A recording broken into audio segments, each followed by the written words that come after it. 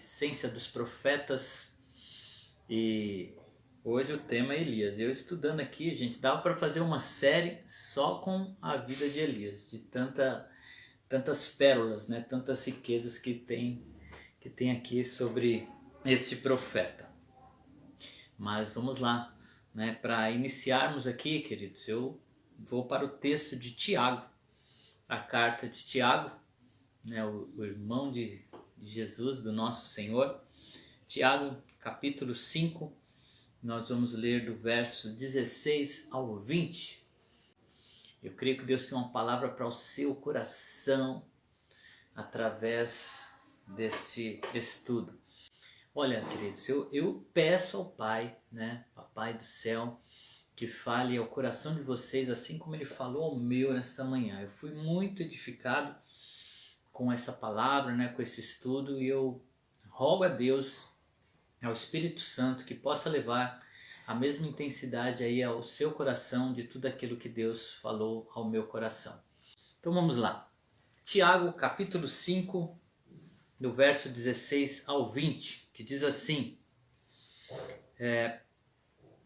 Portanto, confessem os seus pecados uns aos outros e orem uns pelos outros para serem curados. A oração de um justo é poderosa e eficaz.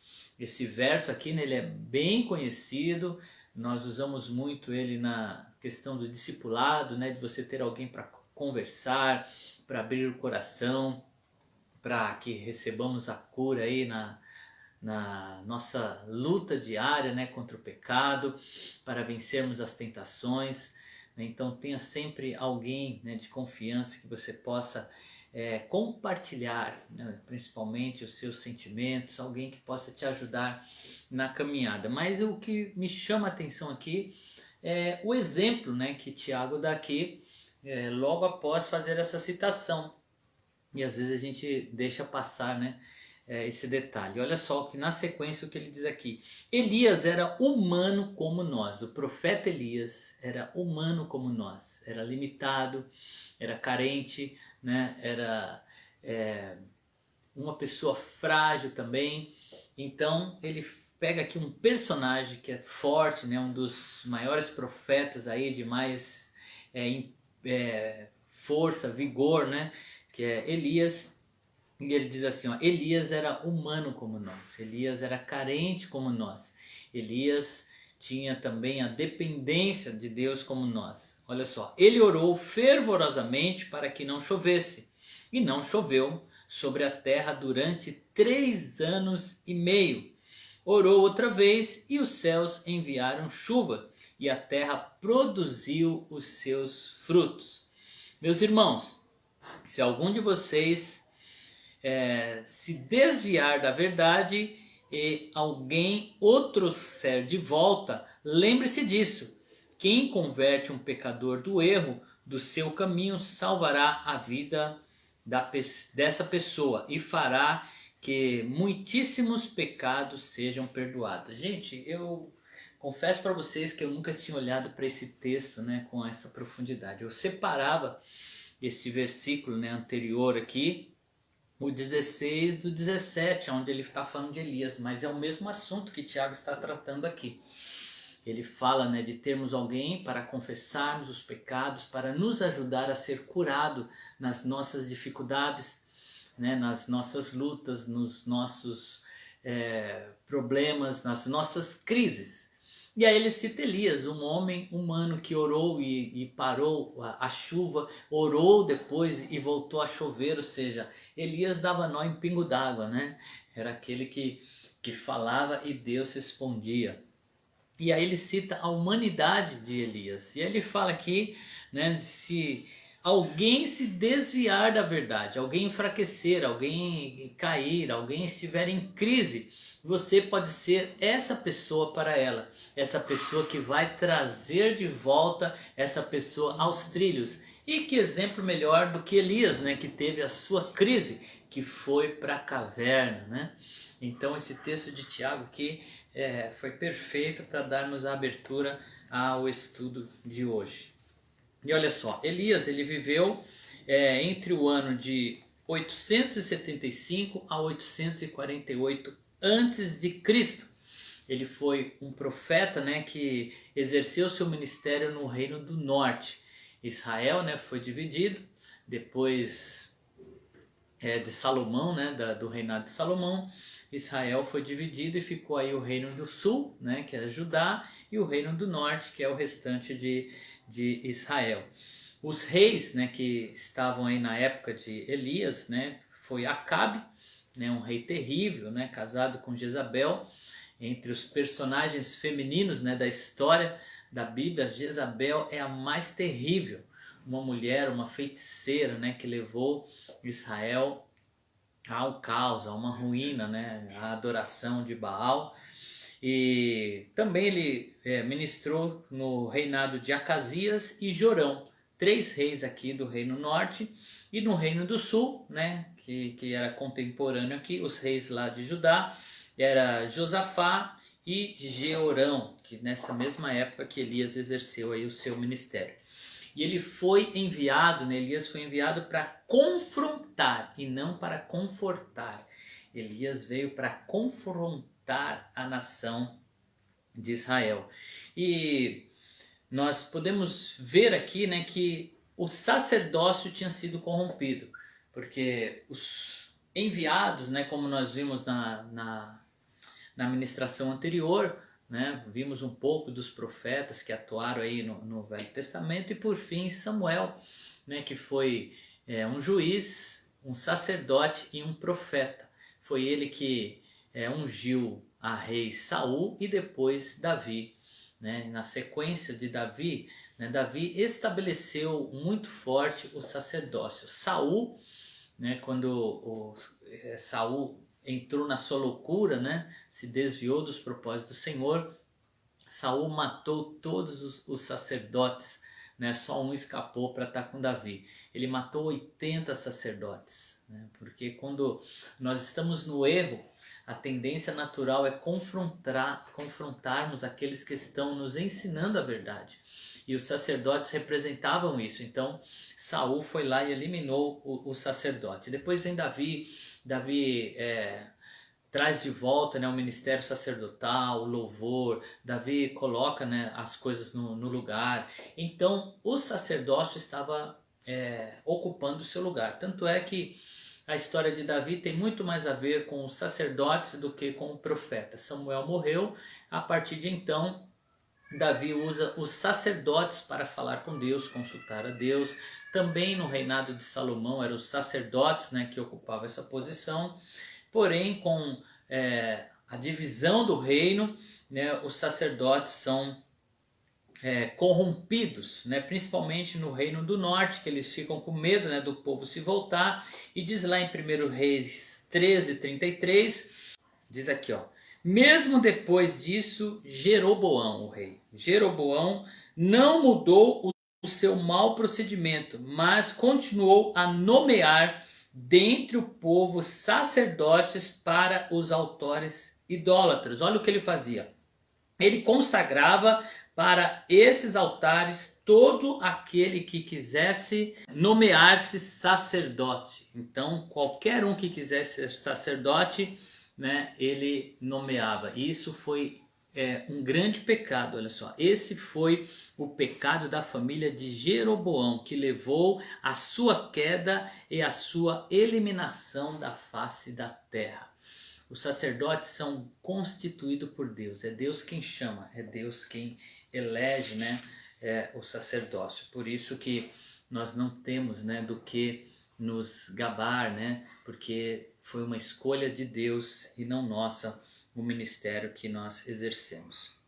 Mas vamos aqui, né, porque tem bastante conteúdo aqui sobre a vida de Elias, e eu quero passar pelo menos aquilo que é principal para vocês. A missão de Elias está incutida no seu nome, como alguns personagens da Bíblia, né?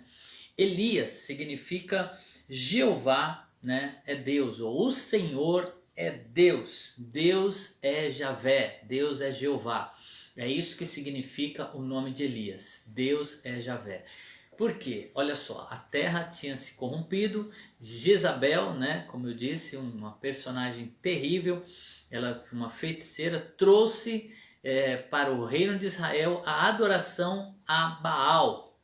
Baal, né, que para eles era o Deus que controlava aí o tempo, né, a chuva, o sol, a agricultura. Então eles se voltavam para Baal, porém não deixaram de adorar a Deus. Eles achavam, né, que haviam dois deuses e que eles precisavam prestar cultos a Baal para ter a sua agricultura, né, a sua plantação, a chuva na hora certa, e também a Deus, né? Então o povo estava dividido. E aí vem Elias, né, com esse ministério dizendo: olha, o Deus verdadeiro é Jeová, o Senhor é Deus. Então o ministério de Elias estava aí já representado no seu próprio nome.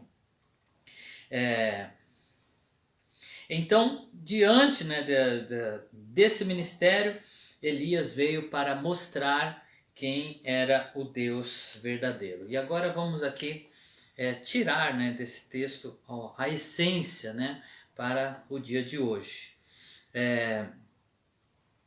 Aqui eu quero falar com você sobre crise interior. Né? E quero já começar te dizendo, querido, que as crises que nós passamos, uma crise interior, como passou o profeta Elias, é para pessoas que têm expectativas. Pessoas que têm, que se envolvem, que querem fazer algo, né? Que querem realmente produzir, fazer, e no desejo de fazer correto, de acertar, de romper, de vencer, às vezes nós nos desgastamos tanto que entramos em crise interior. Se você está passando por uma crise dessa, não pense: puxa, eu sou um fraco, olha só onde eu estou. Muitas vezes, queridos, o resultado de uma crise interior são para pessoas que estão muito envolvidas com alguma coisa, são lutadores, são pessoas que se colocam na brecha, pessoas que vão para cima, que se envolvem, mas não tomam alguns cuidados e aí entram nesta crise. E aí eu quero te dizer, né, que passar por uma crise não é sinônimo, né, de fraqueza, e talvez sim de se descuidar com algumas coisas. Como eu disse, né, Elias, ele dava nó em pingo d'água, né? Era um homem cheio de Deus, um homem de coragem, um homem cheio de fé, que foi usado poderosamente aí para confrontar a nação que estava se desviando e trazê-la de volta ao trilho.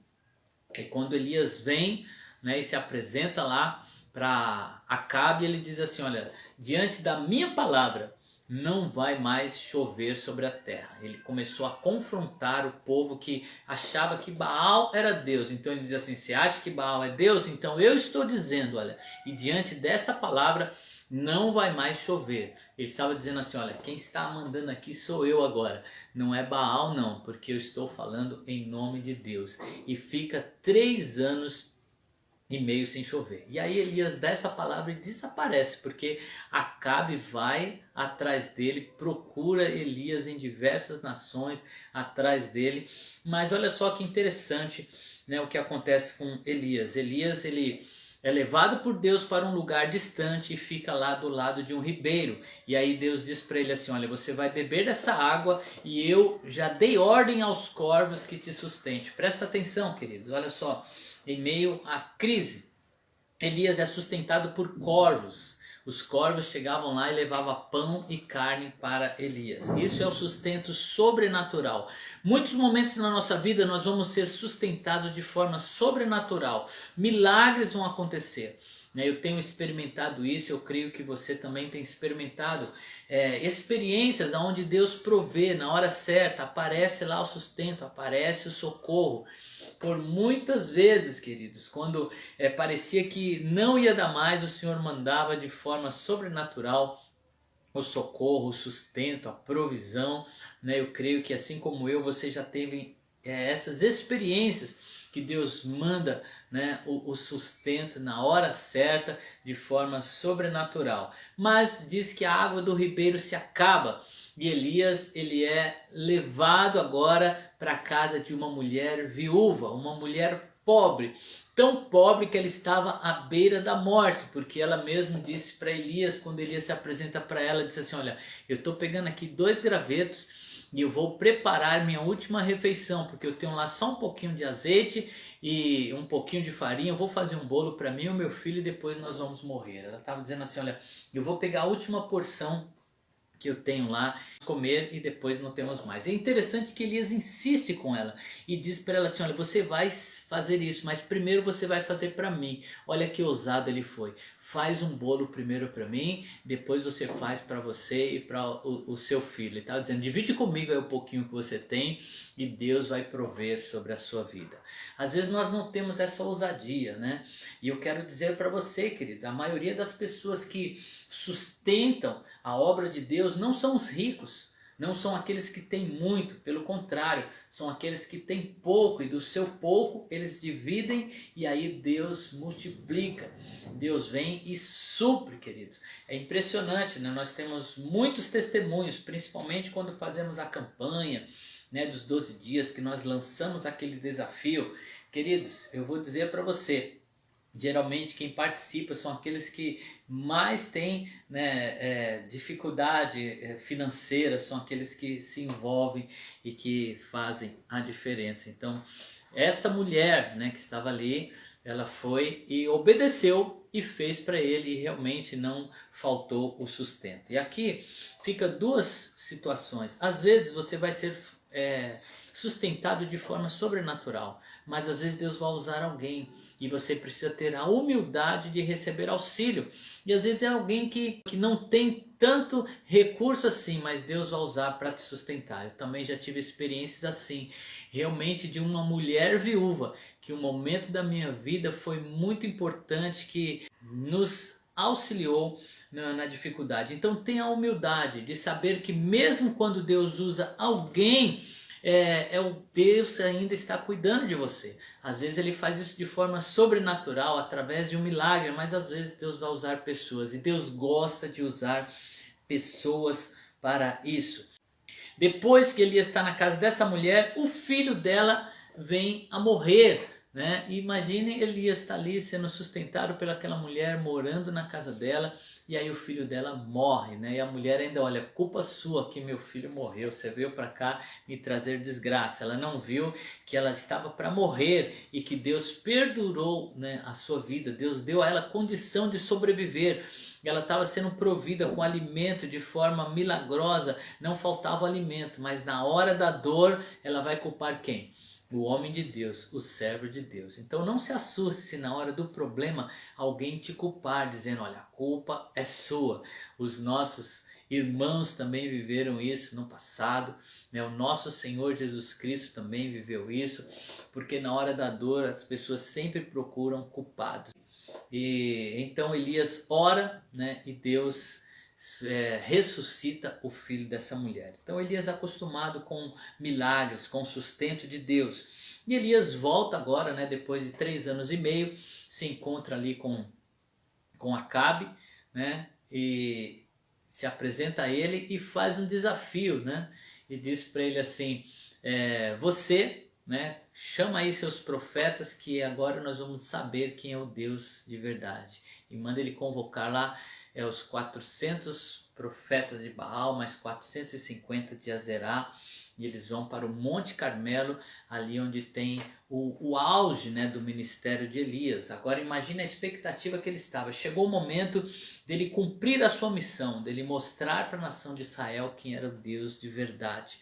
E nós conhecemos bem esta passagem, né, onde Elias reúne ali todo o povo e eles vão ali diante de Deus e ele dá a oportunidade, né? Porque o desafio era esse: olha, os profetas de Baal vão clamar, né? E vamos fazer lá um altar. O Deus que responder com fogo é o Deus verdadeiro. E eles clamaram desde manhã até o meio-dia e nada, né, de Baal responder com fogo. Eles dizendo: responde-nos, Baal, e Baal não respondia. Elias ainda com ironia, né, debochava-se deles dizendo assim, cadê? Clame mais alto, talvez, né, Baal esteja dormindo, talvez ele viajou, né, porque cria-se, né, que havia um tempo em que Baal viajava, né, e que o Baal estava dormindo e por isso não tinham resposta.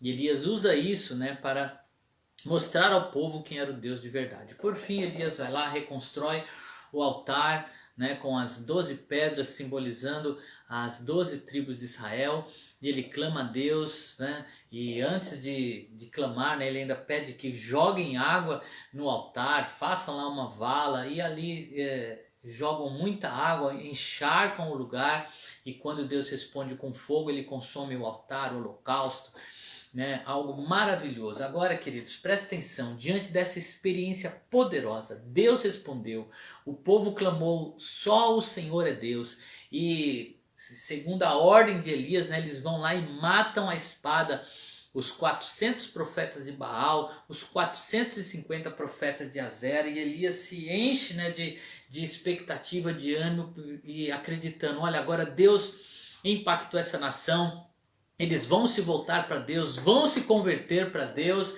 mas o que acontece, né? Ele vai, ora e Deus responde. Elias depois vai para o monte e diz para Acabe, olha, coma depressa que Deus vai mandar chuva. E Elias vai para o monte e aí ele vê, né, manda o seu servo subir para ver se tinha nuvem. E ele faz isso por 7 vezes. Olha a ansiedade que estava Elias, a expectativa que ele estava nesse momento.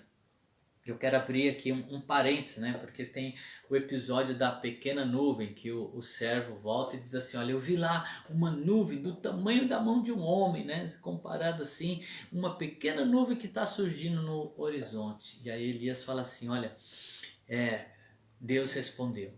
Diante de um pequeno sinal, ele já viu que Deus estava respondendo, né? E às vezes Deus põe um grande sinal e mesmo assim nós não cremos, né? Fechando parênteses e voltando aqui.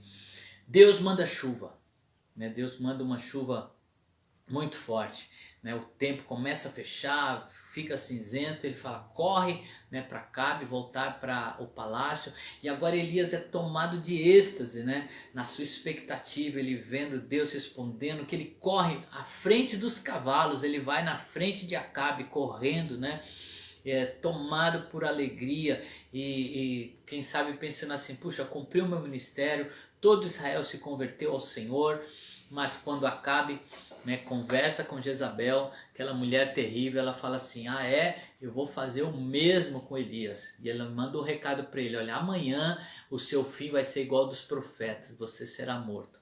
E aí vem o medo e a fuga. Elias, ele foge tomado de medo, né, pelaquela palavra daquela mulher Jezabel. Você pode fugir da crise, mas a crise não foge de você. Uma hora você vai ter que enfrentá-la. Cedo ou tarde você vai ter que encarar essa crise. Não dá para fugir da crise. Mas eu quero falar também sobre o medo, né? Às vezes nós temos medo, queridos. Você tem experiência como Elias, você já viu, você sabe que Deus tem poder de resolver isso. Você sabe que Deus pode mudar essa situação. Só que mesmo assim você tem medo, você se assusta, você vê aí a crise, né? Como estamos vivendo agora, né? Chegou essa segunda onda aí da Covid. Quantas pessoas estão se indo, quantas pessoas estão fechadas em casa, quantos estão adoecendo, estão entrando aí em depressão, tomado aí pela ansiedade, né? Então o medo é natural, o que o medo não pode é nos paralisar, e o medo fez com que Elias fugisse. Elias foi para longe, né?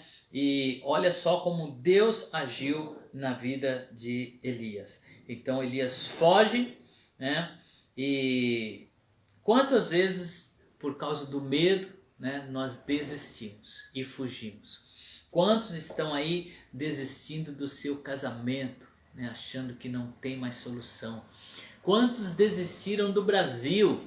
Sim, meio a crise. Quantos foram embora, né, foram para outros países, desistiram do Brasil, achando que não tinha mais esperança também para essa nação? E quantas coisas nós desistimos às vezes por causa do medo, por causa dos fracassos que nós tivemos, mas Deus, está te chamando, né, para não desistir, para você permanecer firme. E olha só, em meio à sua fuga, Elias para num lugar e Elias pede a morte. Olha que interessante, queridos. Elias pediu a morte, mas se ele queria morrer, era só ele não ter fugido, né? Que Jezabel faria o serviço, porque ela disse: olha, eu vou te matar, e ele fugiu. Então Elias fugiu para salvar a sua vida. Então ele não queria morrer. Muitas vezes, queridos, nós dizemos uma coisa, mas essa coisa não está expressando a nossa vontade. Nem sempre o que dizemos é aquilo que nós realmente queremos. O que Elias queria? Ele queria, na verdade, que aquilo passasse, né? Que o povo se convertesse, e não queria a morte. Talvez você está com esse sentimento, né? De morrer. Puxa, eu queria morrer. Minha vida perdeu o sentido. Mas eu quero te dizer, nem sempre o que nós dizemos é o que nós queremos. O que a gente quer, na verdade, é sair dessa situação, é vencer, né? Resolver esse problema. Por fim, né, um anjo encontra Elias. E aqui, né, é a parte do anjo, ser sustentado por anjo. Lembre-se que anjos é mensageiros de Deus. E o anjo chega, né, acorda Elias, que estava ali dormindo, e dá comida e água para ele. E Elias levanta e come.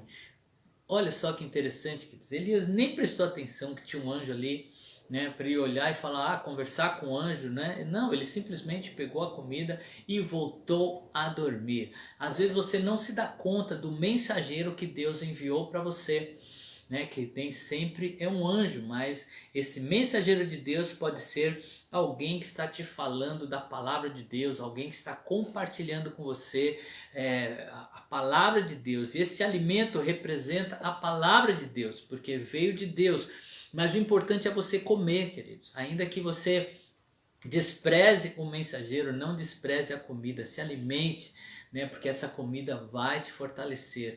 O problema é que algumas pessoas param de se alimentar, deixam a palavra de lado, né? Mas Deus quer que você continue se alimentando da palavra de Deus. Então ele se alimenta e dorme, e Deus espera.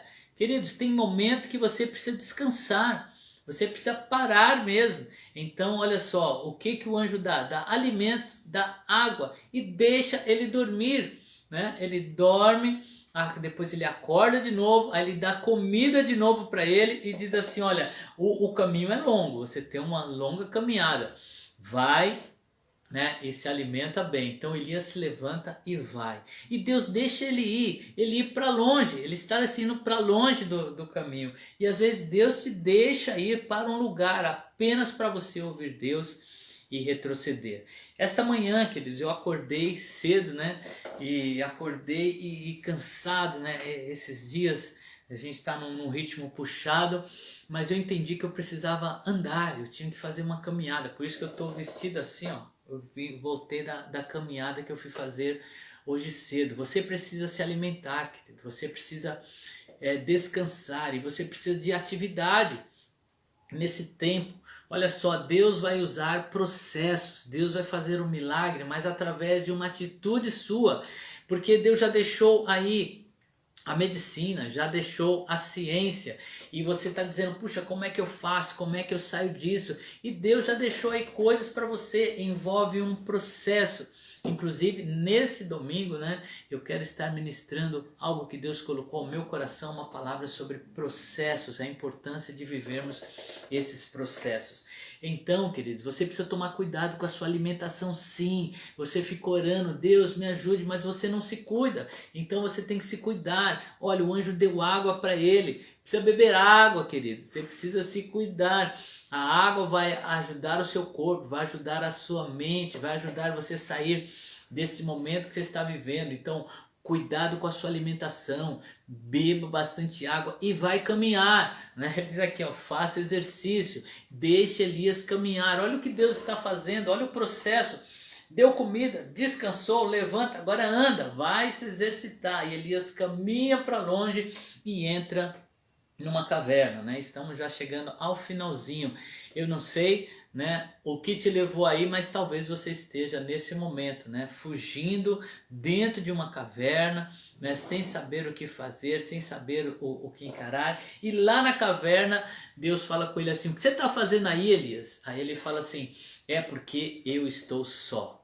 Morreram todos os profetas, só eu fiquei. Quando nós estamos trabalhando, envolvidos, querendo fazer correto, buscando a justiça, muitas vezes nós somos tomados por esse sentimento: puxa, eu estou só eu que estou fazendo, nem todo mundo parou, ninguém está levando a sério. Mas Deus diz para você o que disse para Elias: você não está sozinho, eu reservei 7.000. Existem outros também trabalhando, fazendo, né? Ainda que você não veja, ainda que você ache que está sozinho, você não está sozinho, né? A igreja do Senhor está viva, está trabalhando em diversos lugares do mundo. O povo escolhido por Deus está aí envolvido, orando, trabalhando, pregando. Nós fazemos parte de um grande povo. Você não está só. O diabo quer fazer você se sentir só, mas você não está só.